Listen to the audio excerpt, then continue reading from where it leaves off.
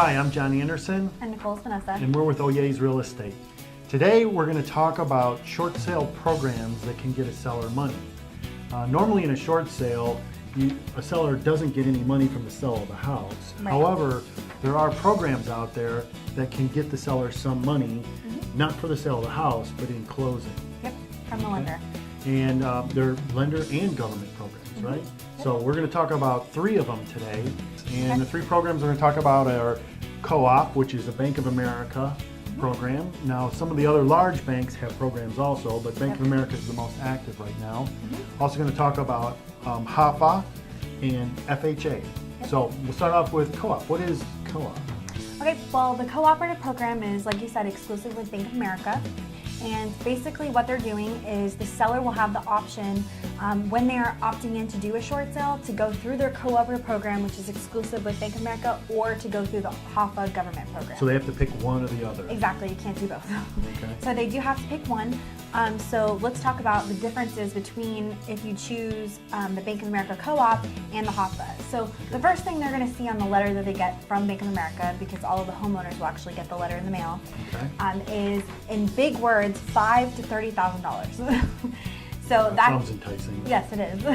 So the whole idea is that Bank of America will send you this letter saying that if you decide to be in the co-op program, that you're eligible from $5,000 to $30,000, which is awesome, right? Because it's a lot of money to walk away with. Does that mean they're guaranteed they're going to get somewhere in there? Yes, they're guaranteed, and we've seen sellers get from anywhere from the $5,000. It's really weird numbers, sometimes like $5,500 to $10,000. The most we've seen is $15,000.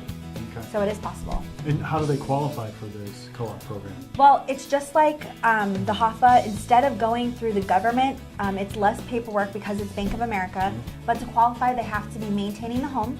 Now, here's what people don't know, and it took us a while. It's all about, of course, talking to the right people, is that there are certain things that they will not cover in this program. If you have HOA, it's not going to get covered. If you have HOA liens.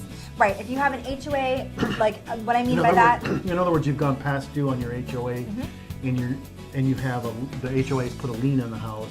Or dues, like usually. Or past due dues. Yeah, a lot of times we can get the seller's lender to pay for the past dues from the HOA, but with the bank co-op program, they will not cover that. They will not cover any liens. They will not cover any liens that are not mortgage liens.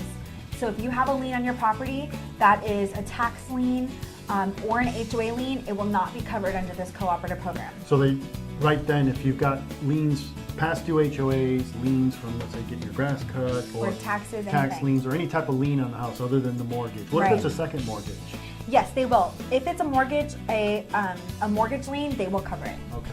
So if you have any other liens other than a second mortgage, they will not qualify for this program. Exactly, but they don't tell you that. We had to learn that the hard way. When they first started doing this, I believe it was 6 months ago, that they started presenting everyone with the $5,000 to $30,000 bank co-op program. Obviously, we wanted to get all of our clients in there because we want to get them the most possible to walk away with.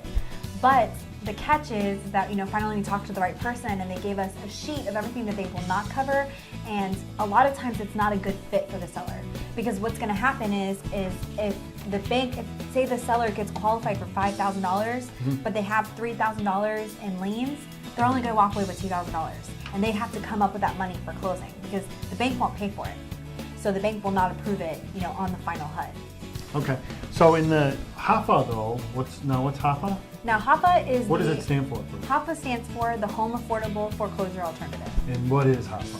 HAFA is the government program, and the government put together this program for short sales.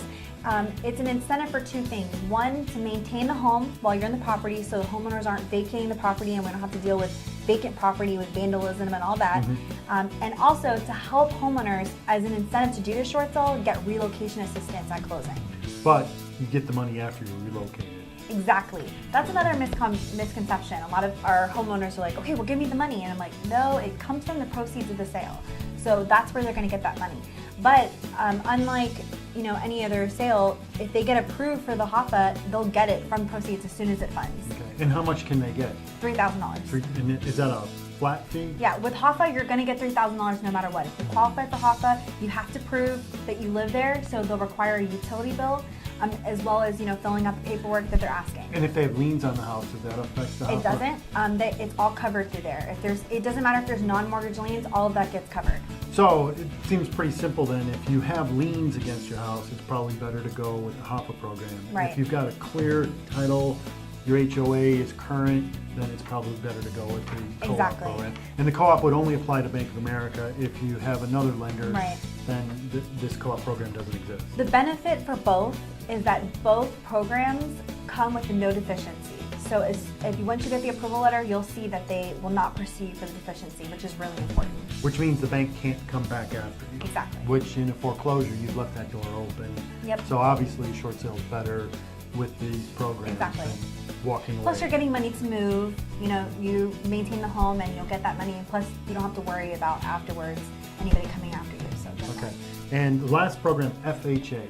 Okay, so actually it's not a program, it's a type of short sale. The FHA, when you go through an FHA short sale, first of all, you want to find out from the very beginning if it is an FHA loan, because it's a different process to process the short sale. If it is, it's a completely different process. When you go through FHA, the most you can get is $1,000. And if you have an FHA loan, do you have to use the FHA program, or can you go to the co-op? Or No, it has to be the FHA program, because if it's an FHA loan, it goes through HUD. Okay. So if it goes through HUD, you have to get an approval to participate to even start the short sale. Okay. So and the most they'll give you is $1,000. And if you do not, and the difference between this program and the other programs is that this actually suspends the foreclosure for 120 days.